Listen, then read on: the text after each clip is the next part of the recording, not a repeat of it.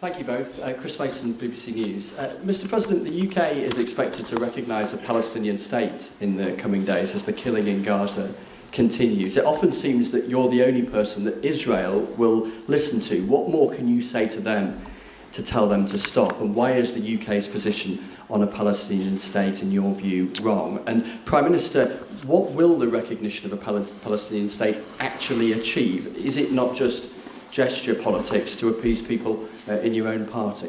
Thank you both. Well, Chris, let me just start with that, because we discussed this amongst other things. We had the best part of an hour, I think, upstairs earlier today, just one-to-one, going through a number of affairs, world affairs, in private. And we absolutely agree on the need for peace and a roadmap, because the situation in Gaza is intolerable. The hostages have been held for a very, very long time, and they must be freed. And we need aid to get into Gaza at speed. And so it's within that context of a plan for peace, which we're working hard on, which not only did we discuss this morning, but our two teams have been working together on, that the question of recognition needs to be seen. And so it's part of that overall package which hopefully takes us from the appalling situation we're in now to the outcome of a safe and secure Israel, which we do not have, and a viable Palestinian state. Thank you.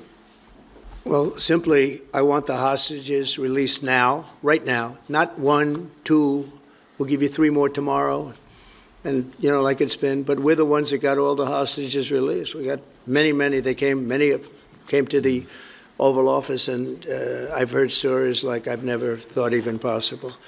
There was no humanity, no anything. I said to them, I said, was there any warmth shown during this stay? Like they offered you a little extra meal, they gave you a little smile, and they said, don't worry, you'll be okay. And every one of them said, not even a little bit. Amazing, you know, to think that during this stay, long stay in some cases. We had a man the other day, 451 days he was there. I always ask that question. And was there any warmth shown? Just a little word of, you know, encouragement.